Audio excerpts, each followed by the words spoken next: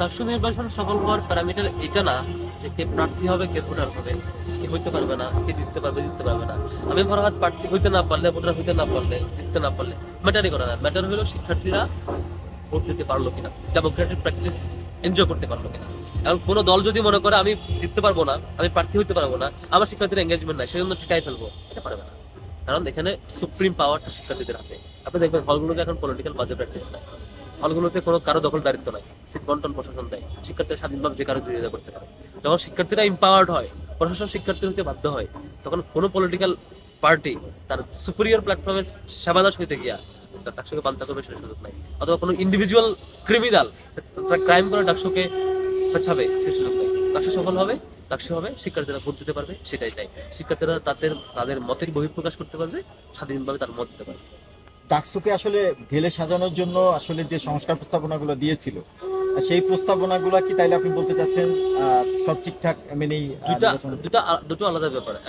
প্রথম ব্যাপার হচ্ছে সংস্কার প্রস্তাবনা সব সংগঠনগুলো অনেকগুলো প্রস্তাবনা দিয়েছে, আমরা দেখেছি আমাদের প্রস্তাবনা বেশিরভাগ অংশে শুনে নাই, তাও তো আমরা এটা দিয়ে রাজনীতি করে নাই। আমি আবারও বলছিলাম, আমার কথা শুনেছে কিনা, আমার ভোট দিতে পেরেছে কিনা, আমি আগাইতে পারছি কিনা, আমাকে গ্রান্টেড করলো কিনা, এটা দিয়ে ডাকসু হবে কিনা প্যারামিটার করা যাবে না।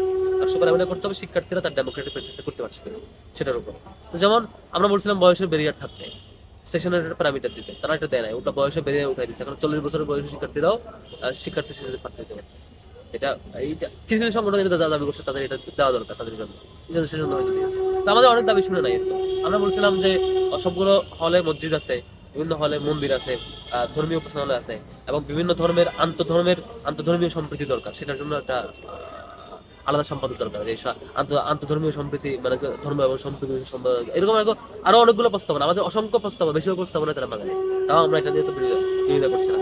আমার প্রস্তাবনা কেন মানে নাই, এটা নিয়ে যদি আপনি ডাকসু বিচারতে বলেন, বুঝতে হবে আপনি শিক্ষার্থীদের বিরুদ্ধে যাচ্ছেন। এক কথায় যদি জানতে চাই, বাংলাদেশ ইসলামী ছাত্র শিবির এই ডাকসু নির্বাচন এই প্রশাসনের আন্ডারে সফল হবে বলে কতটুকু মনে হয়? এখনো শঙ্কিত, এখন চরম ব্যর্থতা পরিচয় দিয়েছে।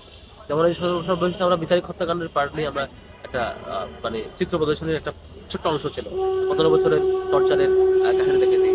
প্রশাসন এটা একটা ছোট্ট মবের, মানে 10-15 জন মিলে এসে মব ক্রিয়েট করছে, সেটার লোড নিতে না পারে সেটা খুলতে চলে আসছে এবং খুলে ফেলছে। এটা যে প্রশাসন এত দুর্বল হইলে আমরা শঙ্কিত। তাও অনুরোধ করবো প্রশাসন মেরুদণ্ড শক্ত করেন, তা শক্ত করলে আমরা যদি শঙ্কিত হন তাহলে আপনি বাংলাদেশ ছাত্র শিবির এই ডাকসু থেকে অংশগ্রহণ করবে। আমরা শঙ্কিত হলে শিক্ষার্থীদের সাথে তাদেরকে শক্ত করবো, প্রয়োজন অন্য ব্যবস্থা হবে। কিন্তু ডাকসু হওয়ার জন্য কে প্রশাসন থাকলো, কে বিশ থাকলো, কে থাকলো না, এটা ডাকসুর সাথে প্যারামিটার না। আমি আবারও বলছি, ডাকসু অন টাইমে হইতে হবে। কে আসলো, কে গেলো, কে থাকলো, কে প্রার্থী, ব্যাটারি করো। আমার শিক্ষার্থীরা বুঝতে পারছে 9 তারিখে তাহলে আপনার থাকছেন আশাবাদী।